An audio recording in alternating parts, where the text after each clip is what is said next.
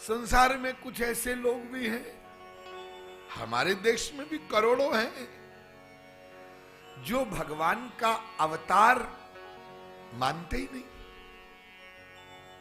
वो कहते हैं भगवान का अवतार नहीं होता, तो जो परमात्मा है, ईश्वर है ना, हाँ, अरे भला वो कोई शरीर धारण करेगा, मनुष्य बनेगा,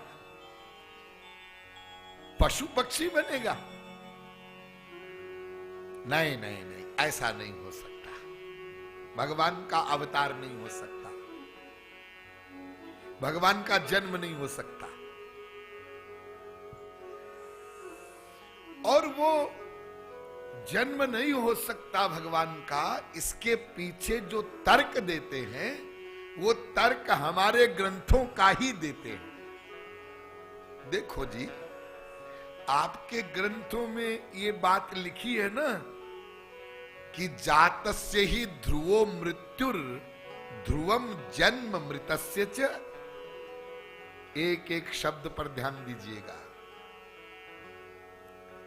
गीता कह रही है जिसका जन्म होता है उसकी मृत्यु अवश्य होती है। ये अकाट्य सिद्धांत है, भागवत का भी है, सब ग्रंथों का। क्या समझे? जिसका जन्म होता है उसकी मृत्यु अवश्य होती है, ध्रुवम, पक्का।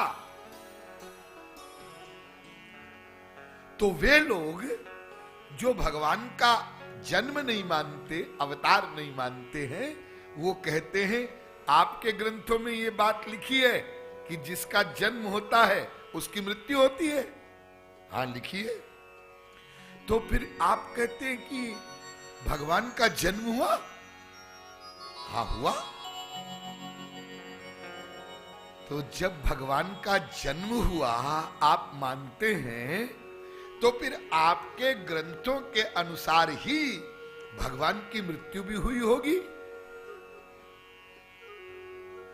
और यदि भगवान की भी मृत्यु होती है तो फिर वो भगवान स्वयं ही जब जन्म मरण के चक्कर में पड़ा है, तो फिर हमको जन्म मरण से क्या पार करेगा?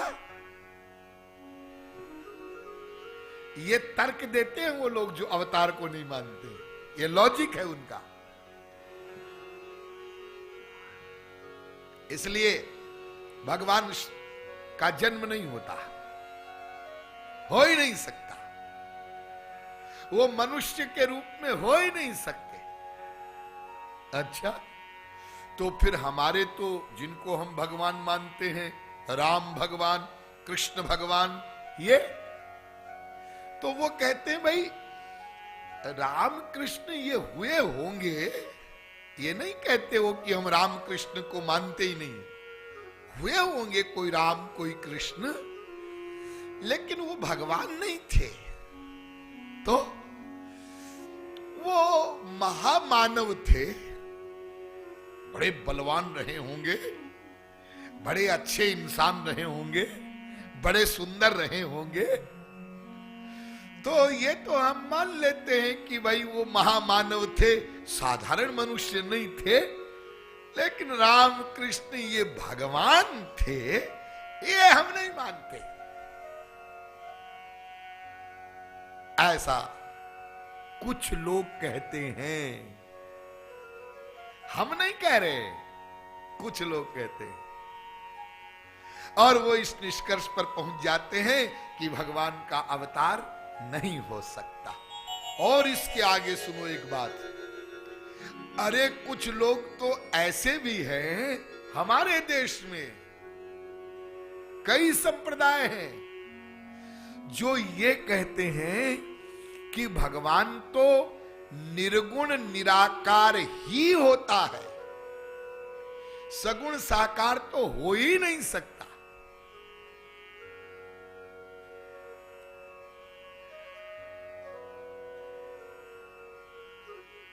तो इस प्रकार की जो बातें करते हैं उसके लिए साधकों को तुलसीदास जी ने सावधान किया। पहले तो कि भाई देखो ऐसी बातें तुम्हारे सुनने में आएगी, लोग ऐसा बोलते हैं, लेकिन जो ऐसा बोले ना उनसे झगड़ा मत करना, उनसे बहस मत करना, उन पर दया करना।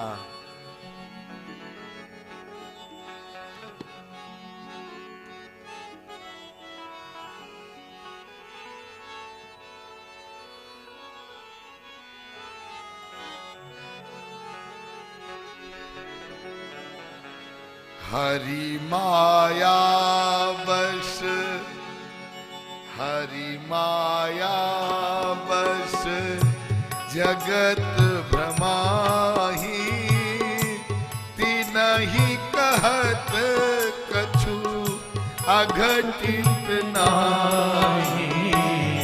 हरि माया बस, जगत भ्रमाहि, तिनहि कहत कछु अघटित नाहि। हरि माया बस, जगत भ्रमाहि, तिनहि कहत कछु अघटित नाहि।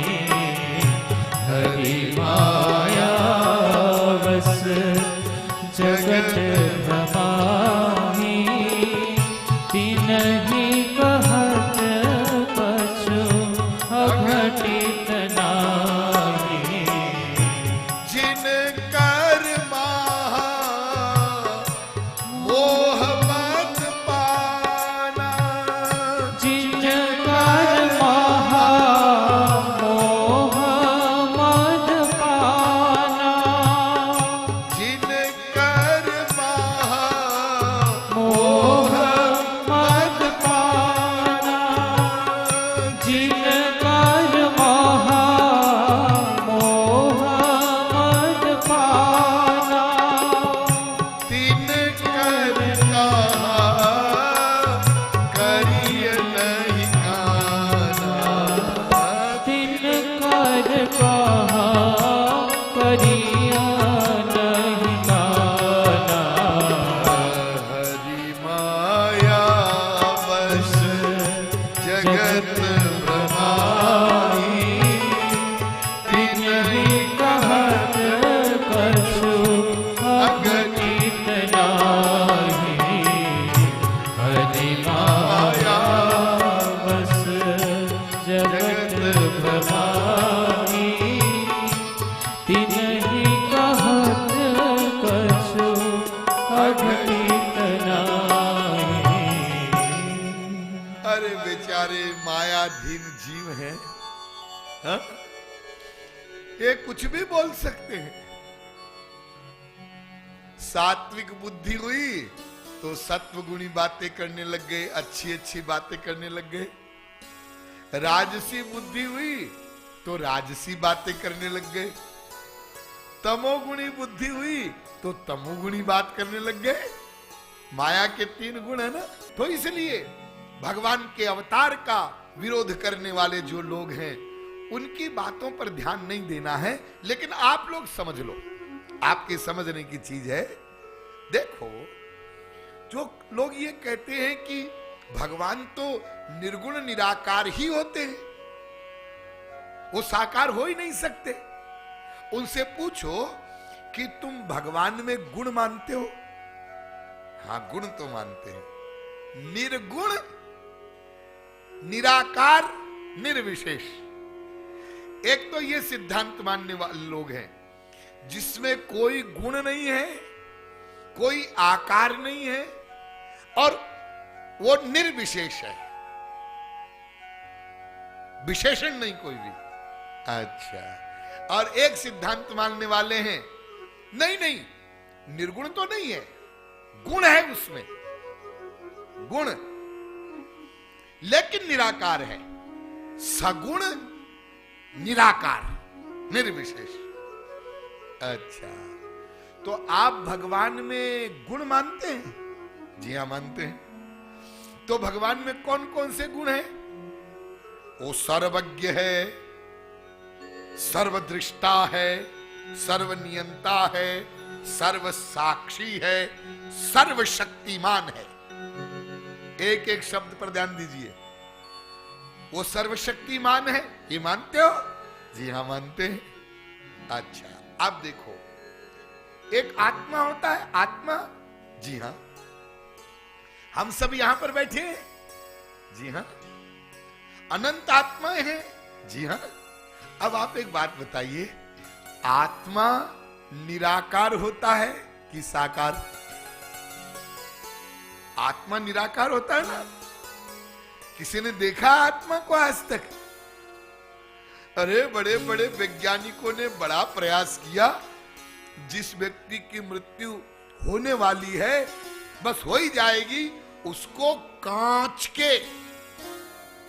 के कमरे में बंद कर दिया, बिल्कुल एयर टाइट। देखते हैं किधर से आत्मा निकलती है। और बड़े बड़े यंत्र लगाए, लेकिन आज तक कोई आत्मा को देख नहीं सका। हम लोग देखते हैं, दादाजी जाने वाले हैं, पूरा परिवार चारों तरफ खड़ा है, दादाजी को हिचकी आने लगी है, ऊपर वाले सांस, और सब खड़े हैं, और सबके देखते देखते दादाजी अरे जाने वाले हैं, अरे बस सब तो जाने वाले हैं, और गए। किधर से गए? आंख से गए कि नाक से गए कि कान से गए, किधर से गए पता नहीं, किधर से गए, लेकिन गए। तो आप लोग सब जानते हैं, आत्मा निराकार होता है, उसका कोई आकार नहीं होता है, लेकिन वो निराकार आत्मा शरीर लिए बैठा है। ये देखो सब बैठे हैं, सगुण साकार हुए बैठे हैं सब, और एक शरीर नहीं, अनेक शरीर। कितनी बार हम मनुष्य बन चुके हैं, केवल मनुष्य ही नहीं, कुत्ता, बिल्ली, गधा, 84 लाख प्रकार के शरीर आत्मा ने अनंत बार धारण किए बैठे हैं। अब आप लोग सोचिए कि जब माया के अंडर में रहने वाला, मायाधीन, अल्पज्ञ, अल्प शक्तिमान, अज्ञानी जीवात्मा शरीर धारण कर सकता है, तो सर्वशक्तिमान, सर्वज्ञ, क्या वो भगवान शरीर धारण नहीं कर सकता? क्या वो इतना कमजोर है? सब जीवात्माओं को तो शरीर प्रदान करता है। जी हाँ, और स्वयं कोई शरीर धारण नहीं कर सकता, तब वो सर्वशक्तिमान कहां रहा? फिर तो आप उसको सर्वशक्तिमान बोले ही नहीं सकते। इसलिए वास्तव में भगवान शरीर धारण करते हैं, अनंत शरीर धारण करते हैं, और उनके अवतार होते हैं, और उनका जन्म भी होता है। अच्छा नहीं जी, भगवान का तो वैसे हम लोग मानते हैं कि अवतार होता है, जन्म थोड़ा ही होता है उनका, अवतार होता है। अवतार माने अवतरणम, उतरते हैं, तो उनका तो अवतार कहना चाहिए, लेकिन भगवान का जन्म नहीं हो सकता। जी नहीं, अवतार नहीं, अवतार ही नहीं, जन्म होता है। जन्म आप लोग क्या मनाते हैं? जन्माष्टमी मनाते हैं ना? जन्माष्टमी को अवताराष्टमी तो नहीं बोलते ना? आज क्या है? जन्माष्टमी है। इसका मतलब क्या? आज भगवान का जन्म हुआ। अरे भगवान श्री कृष्ण ने गीता में कहा है, हा? अवतार के बारे में, भगवान के जन्म के बारे में किसी को कोई संदेह हो इस सिद्धांत के बारे में, तो आप लोगों के घरों में श्रीमद् भगवत गीता होगी। गीता जी उठाओ, हाँ, और पूरी ना पढ़ सको आज ही घर जाके उठाना, चौथा अध्याय खोलो। चौथे अध्याय का 5वां, 6ठा, 7वां, 8वां, 9वां ये श्लोक पढ़ना, तो भगवान के अवतार के बारे में सब कुछ स्पष्ट हो जाएगा। भगवान श्री कृष्ण चौथे अध्याय में 5वें श्लोक में कहते हैं, बहूनि मे व्यतीतानि जन्मानि तव चार्जुन, तान्यहं वेद सर्वाणि न त्वं वेत्थ परन्तप। कितना स्पष्ट किया है अर्जुन, मेरे भी अनंत जन्म बीत चुके हैं। बहूनि में व्यतीतानि, जन्म शब्द है, बहूनि में व्यतीतानि जन्मानि, और तेरे भी अनंत जन्म बीत चुके हैं। 1, 2, 10, 20 करोड़ नहीं, अनंत। अर्जुन ने जब ये पंक्ति सुनी तो प्रसन्न हो गया। हाँ ठीक है, इनके भी अनंत जन्म बीते, हमारे भी अनंत जन्म बीते, तो हम दोनों तो एक ही कैटेगरी के हो गए। भगवान श्री कृष्ण ने कहा जरा आगे सुनना, तान्यहं वेद सर्वाणि न त्वं वेत्थ परन्तप। मैं तेरे अनंत जन्मों को भी जानता हूं और मेरे अनंत जन्मों को भी जानता हूं, यानी मैं सर्वज्ञ हूं, और तू मेरे अनंत जन्मों को क्या जानेगा, तू तो तेरे जन्मों को भी नहीं जानता है, यानी तू अल्पज्ञ है। तो भगवान का जन्म होता है, लेकिन अंतर है, अंतर है। जन्म हमारा भी होता है, हाँ, और जन्म भगवान का भी होता है, जी हाँ, लेकिन अंतर है। अंतर क्या है? पहले आप लोग इस जन्म शब्द का अर्थ समझ लो। जन्म मानी क्या होता है? जन्म कहते किसको हैं, ताकि आपका संशय सदा के लिए दूर हो जाएगा। संस्कृत में जो शब्द बनते हैं ना, वो शब्दों की रचना धातुओं से होती है। तो एक जनी धातु है जिससे जन्म शब्द बनता है। तो जनी धातु जो है उसका प्रयोग प्रादुर्भावे अर्थ में होता है। प्रादुर्भावे, इसका मतलब यह हुआ कि जन्म शब्द का अर्थ ही होता है प्रकट होना। क्या समझे? जन्म माने प्रकट होना। जन्म शब्द माने मां के गर्भ से बाहर आने की जो प्रक्रिया है, उसका मतलब जन्म नहीं है। जन्म शब्द का अर्थ है प्रकट होना। हाँ, तो भगवान का जन्म हुआ, बहूनि में व्यतीतानि जन्मानि, भगवान का जन्म हुआ। हाँ, तो भगवान का जन्म हुआ, इसका मतलब क्या हुआ? भगवान प्रकट हुए। अच्छा, हाँ, और हमारा भी जन्म हुआ। हाँ, तो इसका मतलब हम भी प्रकट हुए। जी हाँ, हम भी प्रकट हुए, हम भी प्रकट हुए। अच्छा, तो क्यों जी? भगवान के लिए तो लिखा गया है भय प्रकट कृपाला दीन दयाला, और हमारे लिए तो कोई नहीं कहता भय प्रकट रमेशा, भय प्रकट दिनेशा, कोई नहीं कहता है ना। लेकिन हम आपको कहते हैं, आप अपने बारे में कोई किताब लिखो तो उसमें आप लिख देना भय प्रकट रमेशा, मैं प्रकट हुआ। जी हां, जैसे भगवान प्रकट होते हैं ऐसे ही हम भी प्रकट होते हैं। अंतर है, लेकिन क्या? हम प्रकट होते हैं कर्म बंधन के अनुसार मां के गर्भ में, और भगवान ऐसे प्रकट नहीं होते हैं। तो वो कैसे प्रकट होते हैं? निज इच्छा निर्मित तनु और माया गुण गोपाल। ध्यान दीजिए, भगवान अपनी इच्छा से दिव्य शरीर से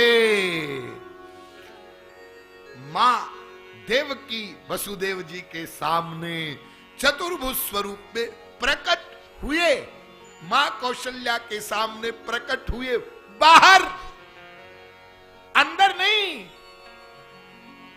आज एक रहस्य की बात आप लोग समझ लीजिए, माता देवकी के उदर में या माता कौशल्या के उदर में, गर्भ में भगवान नहीं गए, अंदर नहीं गए, अंदर नहीं गए, ना ना, हृदय में तो गए, मन में तो गए, लेकिन गर्भ में नहीं गए।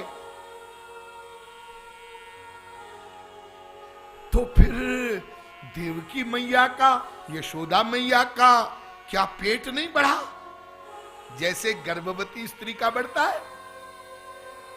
बढ़ा।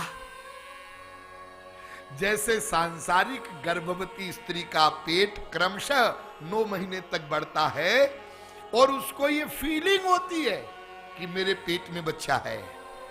आप लोग नहीं समझ सकते, जो माताएं बनी है वो समझती है, उनको मालूम है उस एक्सपीरियंस का, उसको फील होता है मेरे पेट में बालक है। और कुछ महीनों के बाद वो बालक अंदर क्रिया करने लगता है, उसका भी अनुभव होता है मां को। और फिर तो आगे 7वें 8वें महीने में तो वो पैर भी उछालने लगता है, तो मां को उसकी भी फीलिंग होती है। ऐसे ही ध्यान दीजिए, माता देवकी का पेट भी बढ़ा 9 महीने। भगवान नहीं थे, भगवान गर्भ में नहीं थे, तो फिर पेट कैसे बढ़ा? हाँ, भगवान की योग माया शक्ति के द्वारा उस गर्भाशय में वायु भरती गई और मां को जो फीलिंग होनी चाहिए बालक के लिए, वैसी फीलिंग माता देवकी को होती रही। मेरे पेट में बालक है, मेरे पेट में बालक है। और जब उनके प्रकट होने का समय आया तो क्या हुआ?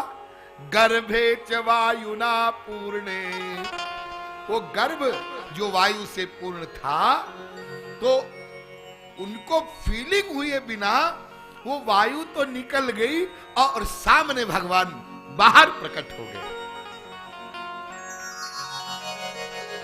इसलिए ध्यान दीजिए, माता ये देवकी को, माता यशोदा को, माता कौशल्या को, इन सबको ऐसी फीलिंग तो भगवान ने कराया कि मेरे पेट में बालक है, लेकिन वास्तव में भगवान गर्भाशय में नहीं जाते हैं। इसका वर्णन हमारे शास्त्रों में किया गया है अनेक स्थानों पर।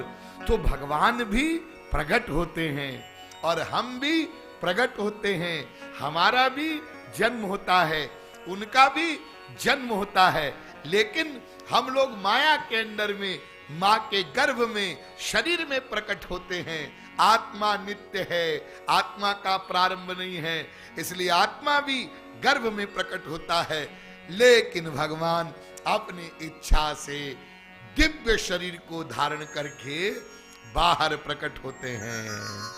इसलिए ध्यान दीजिए, गीता में भगवान कहते आगे 4थे अध्याय में ही 6ठे श्लोक में, अजोपि सन्न व्ययात्मा भूतानामीश्वरोपि सन् प्रकृतिम स्वामधिष्ठाय संभवाम माम्यात्म मायया। अर्जुन, मैं अज हूं, ऐसा वेदों ने कहा है। अजाय मानो ब्रह्म अनामय अज भगवंता, वो अज है, उसका जन्म नहीं होता है, लेकिन अज होते हुए भी मैं अपनी योग माया के द्वारा प्रकट होता हूं।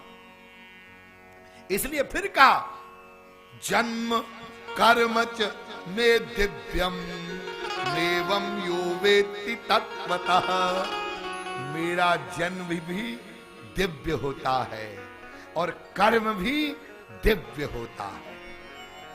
तो अब आप लोग भली भांति समझ गए भगवान के जन्म का, अवतार का क्या रहस्य है। उसी जन्म को हम लोग अवतार कहते हैं। भगवान जो प्रकट होते हैं उसी को हम लोग अवतार बोला करते हैं।